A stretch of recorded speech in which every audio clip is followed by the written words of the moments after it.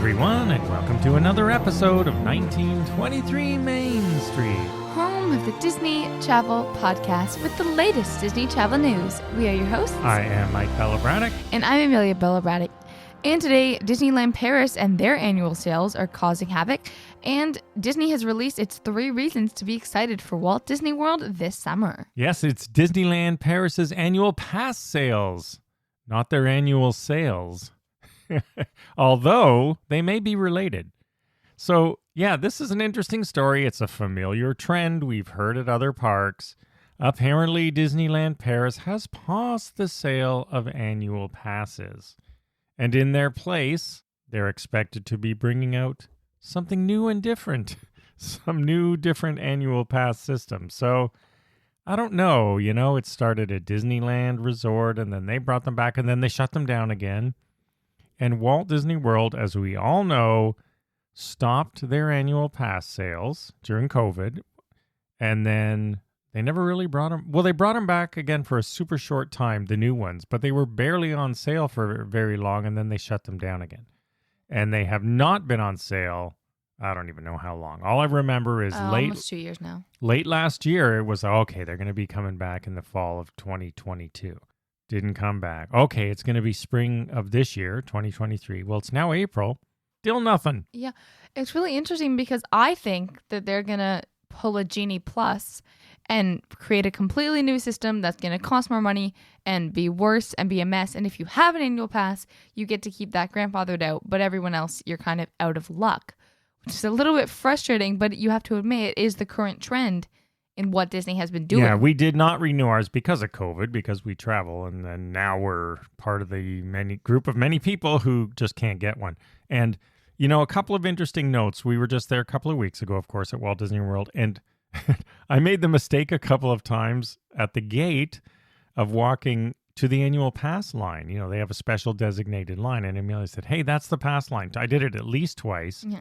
But here's what I'm thinking about. There was nobody in those lines, like nobody. They were really, especially at early morning entry, there was no one there. So, it was an empty line. And normally, because we were pass holders, we go every March since 1972. 6 months after it opened, I've been there every single March except for 2. And there's always a line. There had always been like a line of some sort at the annual pass holders entrance. Now there is none. And this got me thinking, I don't think they're at capacity for annual passes at all. I just think how could they possibly be at capacity for annual passes? Well, that's sort of what we thought. Oh, they reached capacity, so they stopped selling them. I just don't think they want to sell them because of suckers like us. Like, look at it. I just did the math. We spend... That's what I'm saying. Like, we've probably spent more money. Almost 3 times now. We would have spent more money than if we just kept renewing it, even when we weren't going, I think, at this point. Yes, and that is correct. And Disney's not stupid. They know that. And people that buy annual passes are probably not just going to stop going now. Because we have to buy 7 or 8 day passes for the whole family every time we go. It's super expensive. So in 2022, and this year again will be the same, we're going to spend approximately 3 times. And we bought what is now the IncrediPass. So $1,400 US each we're paying for a pass.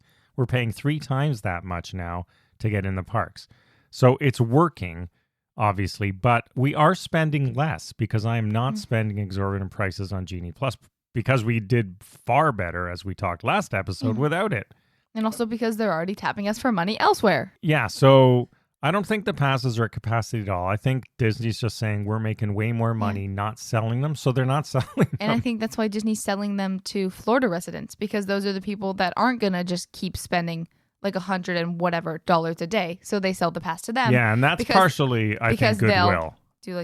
I think they have to, a sort of goodwill that they're doing the Florida passes. No. And you're right. That's why they can, because they've got lots of capacity to sell passes. I would like a goodwill DVC pass, please, Disney, if you're listening. Yeah. Let's extend the goodwill beyond the state borders. Apparently now this is happening at Disneyland Paris because they're realizing we don't need to sell. Essentially, we don't need to sell annual passes at all. Well, they have €8 popcorn, so I think their sales at Disneyland Paris are doing just fine. But €8. I thought you said 8-year-old popcorn, like a fine wine. I mean, what do I know? Maybe they're aging popcorn. Who knows? It is colored, so maybe that's how they. Anyway, so Disneyland Paris now joining the parade. And we did want to bring up the fact that, yeah, the annual pass lines during spring break, and we go at the same time every year, like I said. So it's busy, but usually the pass line is a line.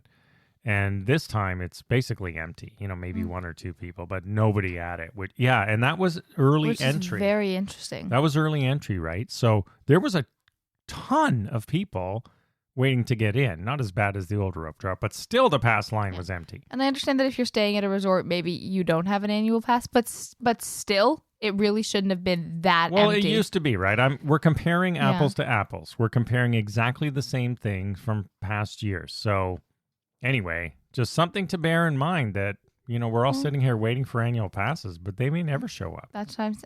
Which is weird because it's a very common business plan. So I think that Disney has something else cooking. Well, remember years ago, I had a theory when Disneyland did it that they're going to sell credits instead, which I still think they should do. If you don't want to sell a sort of carte blanche annual pass, then let me buy credits, almost like DVC points is how I think about it, so that we could still come out ahead. Like, let's say we got 1,000 credits, and it costs more to enter a park on those credits in March and less in August. Then you buy 1,000 credits or 1,500 credits or whatever you want up to a maximum, and then you can spend those against park entry instead of a pass where you can go every single day of the year. You still can't go every single, well, I guess you could, but at some point the credits would become the cost. But they could make it so that people who go 3 or 4 weeks a year, like DVC members or people like that who really should have some access to passes, in my opinion, then they can do it that way. Anyway, there's other ways they can do it beyond just a carte blanche pass. Well, see, I'm just sitting here thinking that sounds ridiculous and overcomplicated, but Disney's probably sitting here like, yes, let's do that, because that's the current trend. So that's completely plausible for something Disney might do. I just want anything, and I'm curious to know if Disney has literally anything going on behind the scenes, because I have to imagine they must, even if it's a way to get themselves more money. Yeah, they're always talking about stuff. They have to do something's going on in the boardrooms. Well, especially if they're making decisions about Paris annual passes, clearly it's a topic of discussion. So yeah, that's a good point. I want to know what's coming on. And maybe they'll test it there first, right? It can be a test playground. That's very true. Anyway, that's the interesting, not official Disney news, but newsworthy enough, and we want to talk about our experience with those pass lines being empty. Or virtually empty. So, a couple of people, obviously, but not like it used to be. It used to be a line. Anyway. Yeah, so I guess if you have an annual pass, definitely make use of those lines because you are getting in a whole lot faster. And then the only real official Disney news this week, which is sort of interesting, has to do with Disney Cruise Line. They are going to have one of their brand new, not yet launched ships dock permanently, or at least for 5 years, in Southeast Asia, in Singapore. Yeah, which is really interesting because they don't have a Disney there, and I wasn't aware of a massive Disney fan base, but I mean, I could be wrong. And then it said, I said to Amelia, wait, because, when we do this show, obviously, I'm the one who is the stats nerd, so I love looking at our stats and data. Amelia just shows up to the show with her brilliant knowledge, but I love to look at the stats. And almost since the very beginning of this show, of course, we have listeners. Thank you to all of you in well over 50 countries around the world.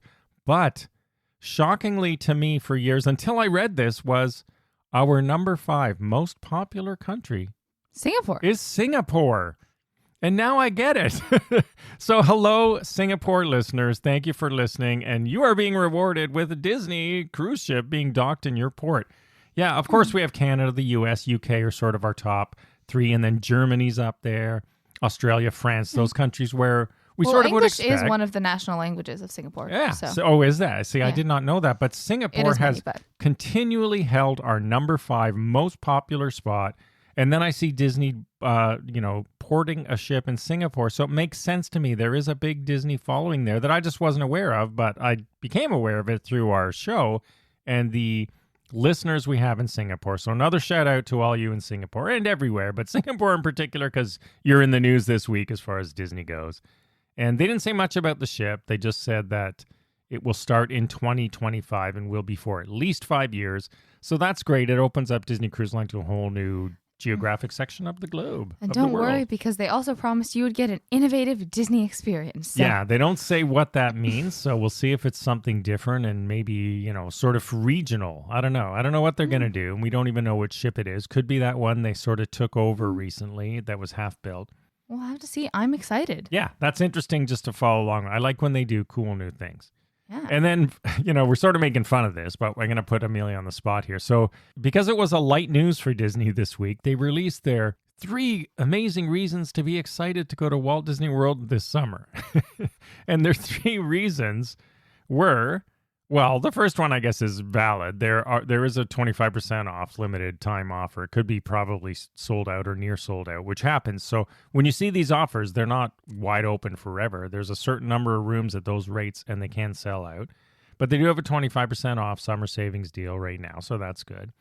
Then they have early morning entry, which we talked about last week, and late night hours for deluxe resorts and villas, which we also talked about. And you may be thinking, weren't we there in the winter and near spring, and they're talking about summer?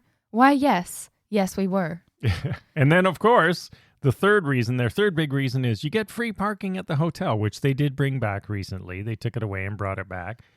But Again. Are those really, I'm going to Disney World this summer because I get free parking?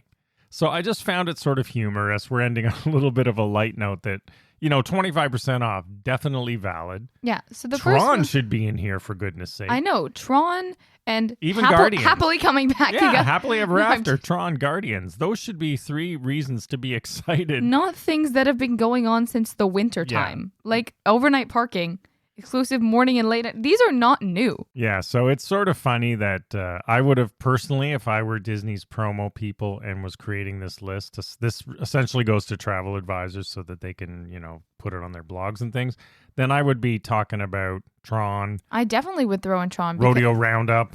Yeah, I mean, exactly. there's new dining, there's new rides. Like a ton of stuff just opened late March, early April that they should really be throwing in there because that's past a lot of people's March breaks. So you want to push it. You missed it? Great. Come see it in summer. That's what you want to push, not things that they already just saw last week. So here we are doing, week or whatever. We're doing their work for them. These things are all good. It's all good stuff, but Disney, yeah. I'm not getting excited to go to Disney World because it's not wrong. You can there's free experience this parking in the summer. if I stay on site. Yeah, if you give them extra money to stay in their hotels, you might make some of that back with free parking. And just for the record, it is free parking at your resort and at the parks, which is always nice. No, it's good. It's a good perk. I'm glad that they brought it back. I'm just saying. That was one that Iger corrected, that JPEG took away and Bob brought back. Well, at the very least, they could be like free transportation. Why that? Well, they did. Just throw that up in there also. It was actually. Oh. It was in the same paragraph as free parking. Of course it was. So they did have that in there technically. I mean, it is a good money saver if you're staying on site because the hotels are more expensive. You do get benefits, but like you've got a ton of stuff going on. Like pick some of it and slap it in a news story. So in our view, the reason to get excited is Tron. New dining, because I've heard there's always a reason to get excited. Early good things about the new restaurant in Toy Story Land. And, there's other stuff. There's, of course, food and wine. I mean, come on, food and wine festival. Yeah, that's also in the summer. So I would not have this list personally. Definitely go in the summer. We always do. We'll be there in August this year. Bring back annual passes and slap that on there. Bring back, or if you need another reason. Some sort of something for... it doesn't have to be daily visits. It's for the travelers, DVC member types, those of us, even if you're not DVC, who go frequently. Yeah, or even if you don't want to do blackout dates, say like you get this many dates used whenever you want or something like that. Well, that's sort of what I was getting at with the points approach. Just like DVC, like Disney Vacation Club rooms, if you're not a member, they cost more. So we buy a certain number of points. You can buy whatever you want. And Christmas rooms cost more and March rooms cost more than July and August rooms cost. So they could exactly mirror it. They already have the system. Just take DVC something. and apply it to the parks. Yeah. Wouldn't be that hard. It's a little, you get the hang of it. It's not as complicated. Up Genie Plus individual lightning lanes. It's way surge pricing. They could certainly come up with a solution for annual pass. It's much easier to understand than that. You just look at how many points you have. They have a points chart. They have the same thing for pricing of rooms. Hotel rooms cost more at those times of year and less at other times of year. And even park tickets already cost more. It is surge pricing, sort of. But they'd have to have an annual thing they stick to. But they have enough data after 50 years to know. Hopefully something gives us some sort of break for being frequent visitors. Because someone in the Disney boardrooms has spent too much time doing brain teasers. That's right. All right, everyone. That is the news for this week. Some real, some not as real, and some speculation. A good mix in the show this week here. Thanks again for listening. Follow along and share your comments of any kinds. Agree, disagree. We don't care. We'd love to hear it. At 1923 Main Street on social media. And we will see you again next week. Have a magical day. Bye-bye.